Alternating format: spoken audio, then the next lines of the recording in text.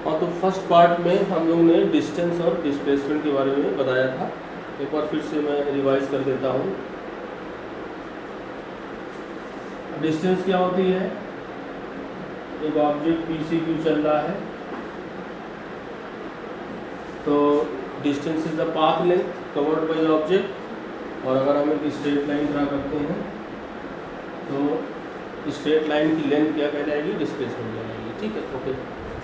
अब देखो कुछ इसे मान लेते हैं, ये हमारा ऑब्जर्वर है, रेफरेंस पॉइंट है। एक ऑब्जेक्ट ओ से ए चलता है 5 मीटर, और एक ऑब्जेक्ट है ओ से बी चलता है, ये भी 5 मीटर चलता है। तो what is the distance covered by object A? The answer is 5 metre because path length is 5 metre. What is the distance covered by object B? It is also 5 metre because path length from O to B is O B. Okay, अगर हम displacement की बात करें तो what is the displacement of particle A? Answer is 5 metre. What is the displacement of particle B?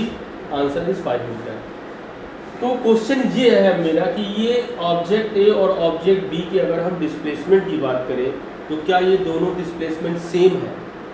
तो इसका answer क्या होगा? इसका आंसर होगा, देखने से तो ये सेम नहीं लग रहा है, लेकिन वैल्यू दोनों की क्या हो रही है? सेम आ रही है। लेकिन ये डिस्प्लेसमेंट सेम नहीं है, क्योंकि ऑब्जेक्ट ए इधर चल रहा है और ऑब्जेक्ट बी इस साइड चल रहा है।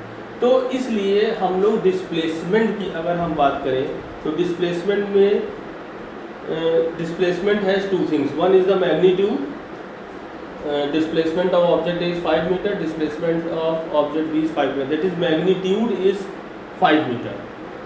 Second thing is the direction. हम डायरेक्शन की बात करते हैं तो डिस्प्लेसमेंट में क्या होती है? डायरेक्शन।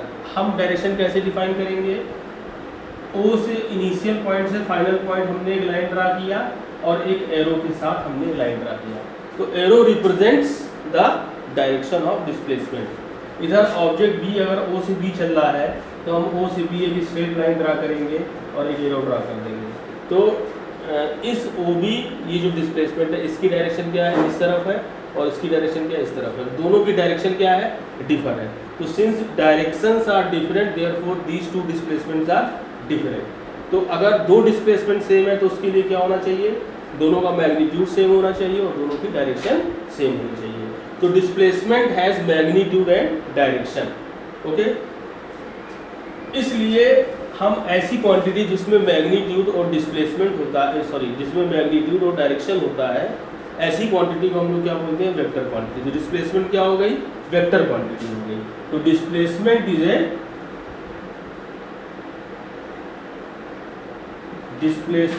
ए वेक्टर क्वांटिटी।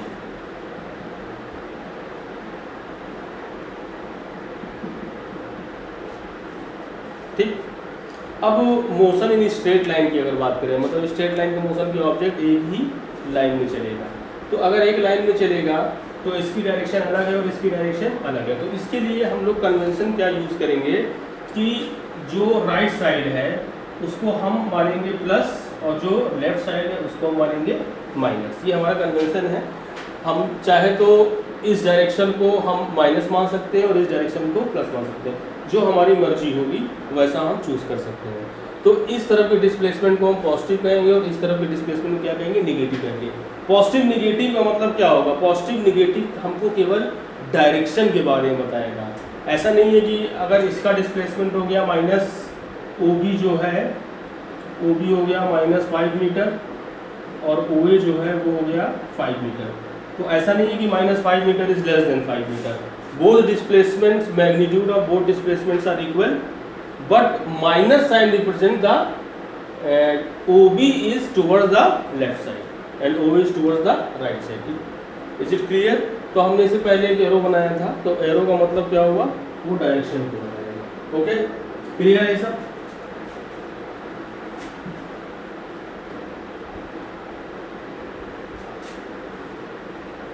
अब हम टाइप्स ऑफ मोशन की बात करते हैं।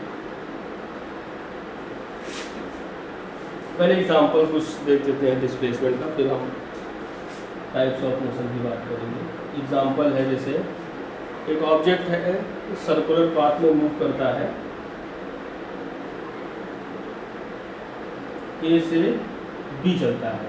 ए बी जो है डायमीटर के अराउंड में, ये सेंटर वो है, और इस सर्किल की रेडियस जो है वो है 5 मीटर। तो find displacement and distance travelled by object. Object move from A to B in circular path, we have to find the distance travelled by object and displacement. फिर से सुन लीजिए question. Object moves from A to B in circular path of radius 5 metre, find the distance and displacement covered by object. तो distance क्या होती है? Distance क्या होती है? डिस्टेंस पाथ लेंथ होती है। तो पाथ लेंथ क्या होगी? ये यहाँ से चला तो ये इसकी पाथ लेंथ होगी। तो ये जो पाथ लेंथ है डिस्टेंस इक्वल टू क्या हो गया? Path length. और पाथ लेंथ क्या हो गया? अब इस सर्किल का आधा जो है वो पाथ लेंथ हो गया। ये पूरा यानी कि ये सरकमफेरेंस होता है, इसको सरकमफेरेंस बोलते हैं। तो सरकमफेरेंस, पूरा सरकमफेरेंस कितना होता है? 2 पाई r होता है, और उसका हाफ करने के लिए हाफ चल रहा है तो 2 पाई r अपॉन 2, तो ये हो गया पाई इंटू r। पाई की वैल्यू क्या होती है? 22/7 इंटू r की वैल्यू क्या हो गई? 5। ये हो गया 5 2 जा 10, 5 2 जा 110 अपॉन 7, 7 1 जा 7, 7 4 जा 28, 7 2 जा 14, 7 8 जा 56। तो 14.28 मीटर ये डिस्टेंस आ गई। क्लियर? नेक्स्ट डिस्प्लेसमेंट की बात करें हम।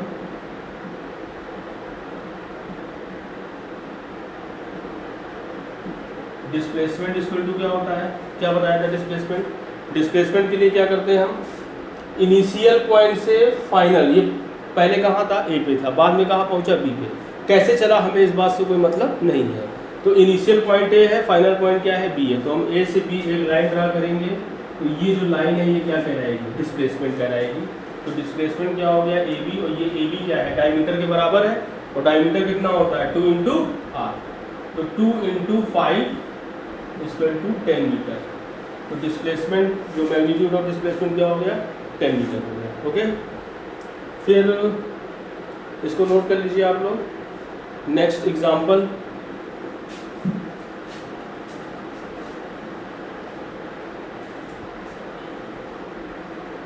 एक एग्जांपल और देखिए, बहुत सारे एग्जांपल बन सकते हैं डिस्प्लेसमेंट के। जैसे एक एग्जांपल है कि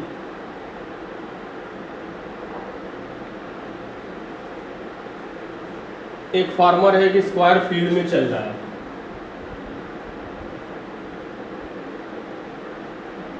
ABCD। एक फार्मर है स्क्वायर फील्ड में चल रहा है जिसकी साइड क्या है? 10 मीटर है। तो क्वेश्चन लिखना है तो लिख सकते हैं, a farmer moves around the boundary of a square field of side 10 metre. Find the distance and displacement after 3.5 round. We have to find the distance and displacement traveled by farmer by 3.5 round. Okay, तो 3.5 round क्या हुआ? ये 1 round हो गया, ये 2 round हो गया, ये 3 राउंड हो गया, और ये A से C ये 3.5 राउंड हो गया। अब डिस्टेंस की बात करेंगे तो ये 3 राउंड चल रहा है, तो 1 राउंड में कितनी डिस्टेंस ट्रेवल करेगा? इसकी पेरीमीटर कितनी हो गई? 10 10 10 10 10 20 30 40। तो 1 राउंड में कितना चलेगा? 40 मीटर। और कितना राउंड लिया है इसने? 3.5 राउंड लिया है। तो 3.5 से हम क्या कर देंगे? मल्टीप्लाई कर देंगे। तो 4 5 जा 20, 4 3 जा 12 to 40, तो 140 मीटर आएगा। This is the distance. And what is the displacement? Displacement के लिए क्या करते हैं हम? इनिशियल पॉइंट क्या है? ए, फाइनल पॉइंट क्या है? सी। ए से सी मिला दो, तो what is displacement? Displacement is AC।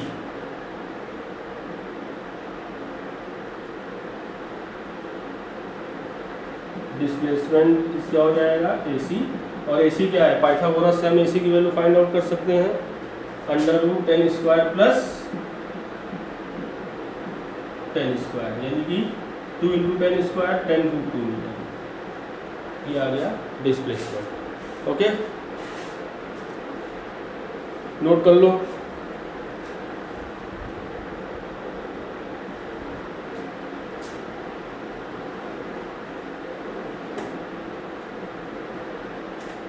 एक एग्जांपल और देखते हैं, थोड़ा कॉन्सेप्ट और क्लियर हो जाए।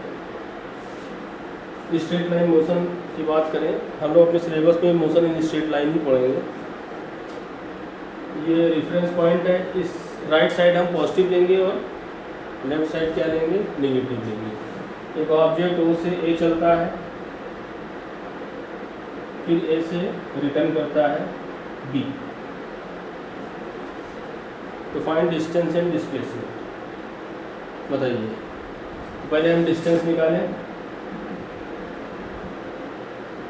डिस्टेंस क्या होगी, ओ से ए चला कितना, 5 मीटर, फिर ए से वापस ओ चला कितना, 5 मीटर, ओ से बी चला कितना चला, -3 की +3। तो आंसर क्या होगा, डिस्टेंस है तो डिस्टेंस को पाथ लेंथ से मतलब होता है, माइनस प्लस से मतलब नहीं होता है। तो डिस्टेंस कितनी हो जाएगी, 3 मीटर। टोटल कितना हो गया, 13 मीटर। तो हो गया डिस्टेंस, और डिस्प्लेसमेंट क्या हो गया, डिस्प्लेसमेंट क्या होगा, इनिशियल पॉइंट और फाइनल पॉइंट। इनिशियल पॉइंट क्या है हमारा ओ, और फाइनल पॉइंट क्या है हमारा बी। तो ओ से बी एक लाइन मिला दो, कितना हो गया, ओ से बी, यानी कि फाइनल क्या हो गया, -3, और इनिशियल क्या हो गया, -0। तो कितना हो गया, -3 मीटर। माइनस क्या बता रहा है, माइनस बता रहा है कि डिस्प्लेसमेंट इज लेफ्ट साइड। यहाँ पे माइनस, डिस्प्लेसमेंट लेफ्ट साइड को माइनस बता रहा है। अगर डिस्प्लेसमेंट इधर होता तो क्या बताता, प्लस बताता। ओके, 3 एग्जाम्पल से काफ़ी कुछ आप लोगों को क्लियर हो गया होगा। डिस्टेंस और डिस्प्लेसमेंट में डिफरेंस की अगर हम बात करें तो क्या क्या डिफरेंस है। डिफरेंस,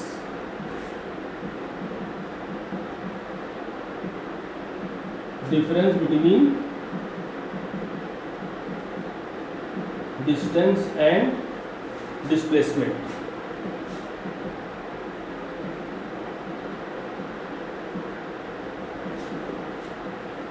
डिफरेंस, डिस्टेंस और डिस्प्लेसमेंट में डिफरेंस। तो हम लोग कॉलम बना लेते हैं।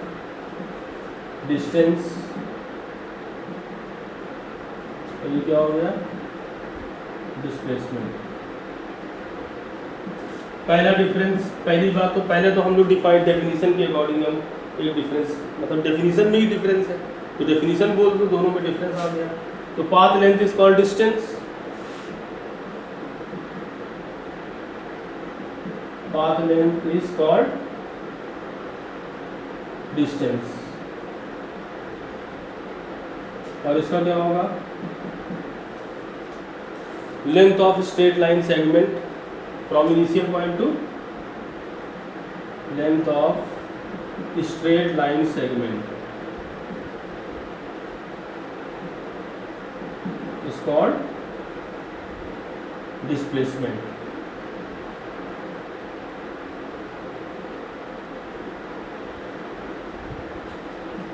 सेकेंड डिफरेंस क्या होगा,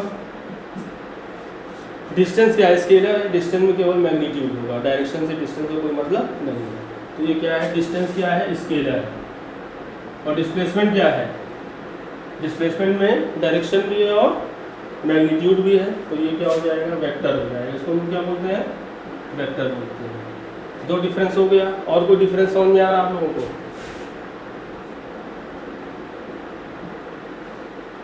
और कोई डिफरेंस।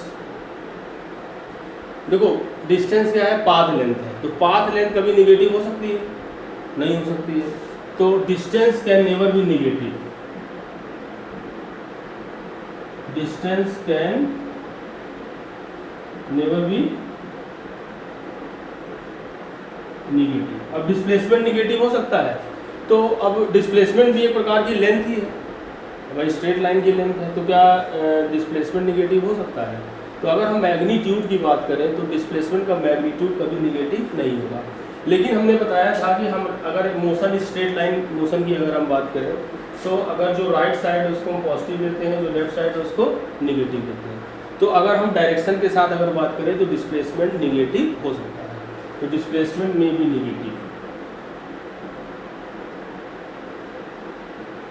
डिस्प्लेसमेंट में भी निगेटिव। और कोई डिफरेंस क्या है, ये हम मतलब एक कॉमन बात बोल देते हैं जिससे डिफरेंस समझ में आ जाएगा। कॉमन बात ये है कि जैसे अगर हम P से A से B जाए तो बहुत सारे पाथ लेंथ हो सकते हैं। अगर हम सबसे छोटा पाथ लेंथ की बात करें तो कौन से पाथ से हो जाएगा, तो एक स्ट्रेट लाइन से ही जाएगा, यानी कि straight line is the shortest path length. तो straight line is the shortest path length और ये straight line magnitude of displacement कहलाता है। तो डिस्प्लेसमेंट जो है वो शॉर्टेस्ट पाथ लेंथ है, यानी कि shortest distance is called magnitude of displacement. बात समझ में आ रही है कि नहीं? शॉर्टेस्ट पाथ लेंथ क्या है, ए बी एक स्ट्रेट लाइन ड्रा करेंगे तो वो क्या होगी, डिस्टेंस हो गई, और इसी को हम क्या बोलेंगे, डिस्प्लेसमेंट बोलेंगे, यानी कि shortest distance is called displacement. ये कह सकते हैं कि distance is always greater than or equal to magnitude of displacement. ये कॉमन है, इसको हम दोनों तरफ नहीं लिख सकते हैं, मैग्नीट्यूड ऑफ डिस्प्लेसमेंट। तो ये कह सकते हैं कि shortest distance is called magnitude of displacement. तो ये डिफरेंस था डिस्टेंस और डिस्प्लेसमेंट का। ठीक है, पॉज करके इसको नोट कर लीजिए।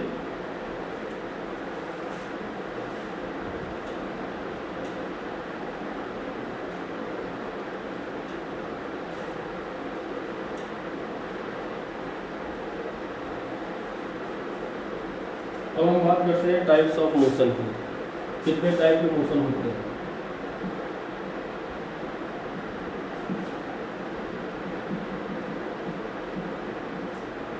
तो ऑब्जेक्ट हम बहुत सारे मोशन को देख सकते हैं। जैसे एक ऑब्जेक्ट सर्कुलर पाथ में मूव कर रहा है तो इसको हम क्या बोलेंगे, सर्कुलर मोशन। नंबर 1 मोशन क्या हो गया, सर्कुलर मोशन। और जैसे सिंपल पेंडुलम है या अगर वॉच का हम पेंडुलम देखें तो वो इस तरीके से मूव करता है, टू एंड फ्रो। तो ऐसे मोशन को हम क्या बोलते हैं, ऑसिलेटरी मोशन। Oscillatory motion. और फैन हम देख रहे हैं, फैन चल रहा है तो फैन कैसा मोशन है, रोटेशनल मोशन है।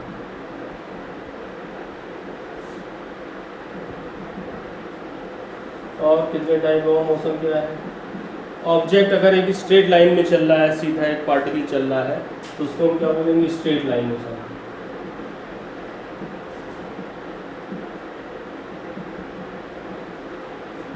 अगर कोई ऑब्जेक्ट इस बोर्ड में चल रहा है, बताओ इधर जा रहा है इधर जा रहा है, तो ये बोर्ड क्या है, प्लेन है, तो इसको हम क्या बोलेंगे, प्लेनर मोशन या मोशन इन प्लेन।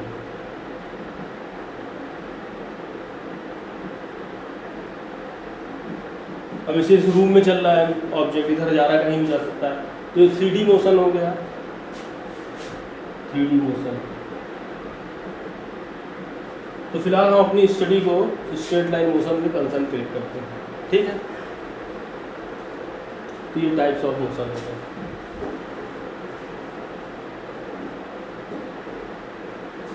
अब स्ट्रेट लाइन मोशन में हम बात करेंगे uniform motion and non uniform motion.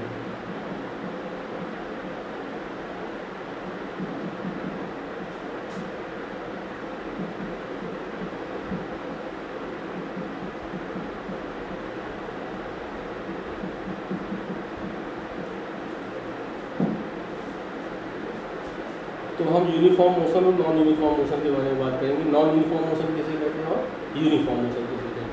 जैसे मान लीजिए एक ऑब्जेक्ट चल रहा है और उसकी हम डिस्प्लेसमेंट टाइम के अकॉर्डिंग हम उसका डिस्प्लेसमेंट मेजर कर रहे हैं। ठीक है, तो मान लीजिए स्टार्टिंग जो है 0 से होती है, 0 टाइम पे 0 डिस्प्लेसमेंट होता है।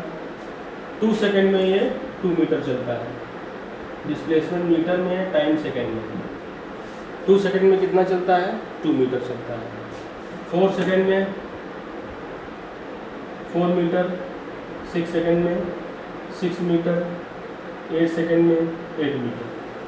इस तरीके से चल रहा है। तो हम क्या देख रहे हैं कि 0 से 2 सेकंड का इंटरवल कितना हुआ, 2 सेकंड, और उस 2 सेकंड के इंटरवल में ये 2 मीटर चल रहा है। 2 से 4 सेकंड का इंटरवल कितना हुआ, 2 सेकंड हुआ, और 2 से 4 चला, यानी कितना चला, 2 मीटर। तो हर 2 सेकंड के इंटरवल में ये 2 मीटर चल रहा है, यानी कि इक्वल इंटरवल ऑफ टाइम में ये इक्वल डिस्प्लेसमेंट को कवर कर रहा है। बात समझ में आ रही है कि नहीं? इक्वल इंटरवल ऑफ टाइम में ये इक्वल डिस्प्लेसमेंट को ट्रेवल कर रहा है। तो ऐसे मोशन को हम क्या बोलते हैं, यूनिफॉर्म मोशन बोलते हैं। यानी कि अगर कोई भी object equal interval of time में इक्वल डिस्प्लेसमेंट ट्रेवल करेगा तो ऐसे मोशन को हम क्या बोलेंगे, uniform motion. Object travels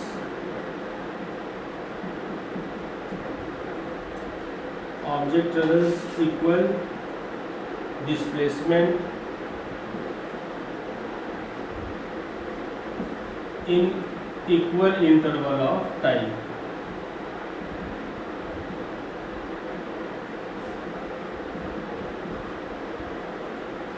Then its motion is said to be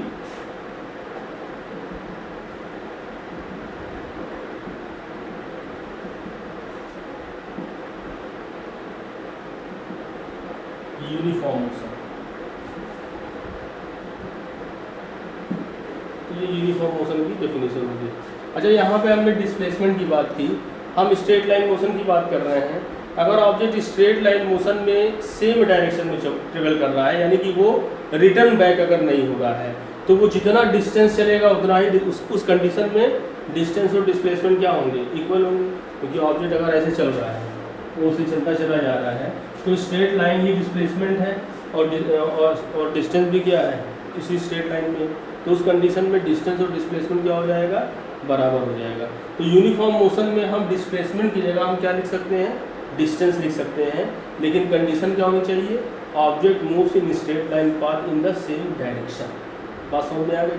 अब इसे मान लीजिए हम इसी की बात करें, अगर हम डिस्प्लेसमेंट की जगह डिस्टेंस की बात करें, मान लेते हैं ये डिस्टेंस है, तो 4 सेकंड में 4 मीटर, 6 सेकंड में 6 मीटर, 8 सेकंड में ये वापस जो है ये 4 पे पहुंच गया। अब यूनिफॉर्म मोशन है कि नहीं है?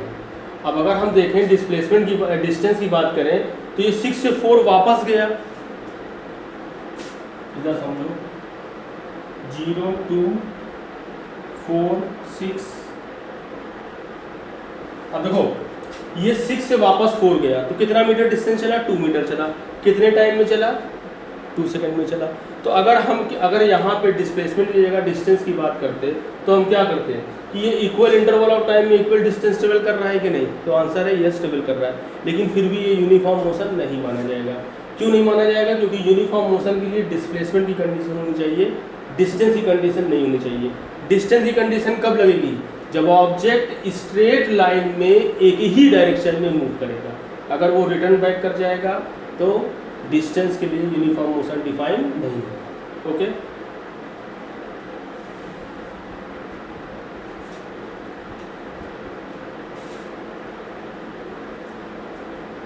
हम बात करते हैं नॉन यूनिफॉर्म मोशन की।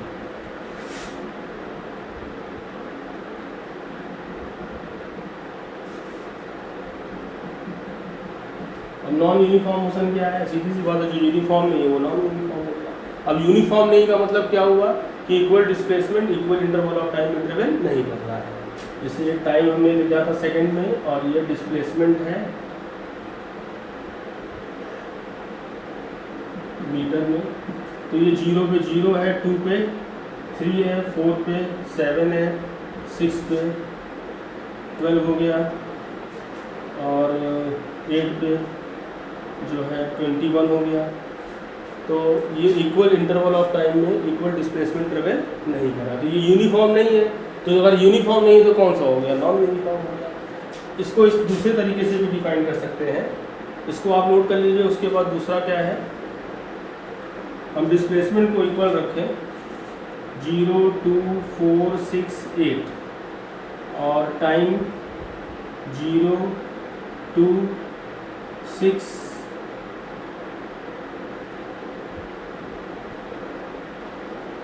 2 6 13 21। तो इक्वल डिस्प्लेसमेंट ट्रेवल कर रहा है लेकिन टाइम इंटरवल इक्वल नहीं है, तो ये भी क्या है, यूनिफॉर्म मोशन नहीं है। तो कौन सा मोशन हो गया, नॉन यूनिफॉर्म मोशन हो गया। तो नॉन यूनिफॉर्म मोशन को डिफाइन कैसे कर सकते हैं, if object travels unequal displacement in equal interval of time और equal displacement in unequal interval of time, then this type of motion is said to be non uniform motion. Okay, तो ये uniform और non uniform motion के बारे में हमने बात किया था। हम लोग नेक्स्ट वीडियो जो है उसमें वेलोसिटी स्पीड के बारे में बात करेंगे।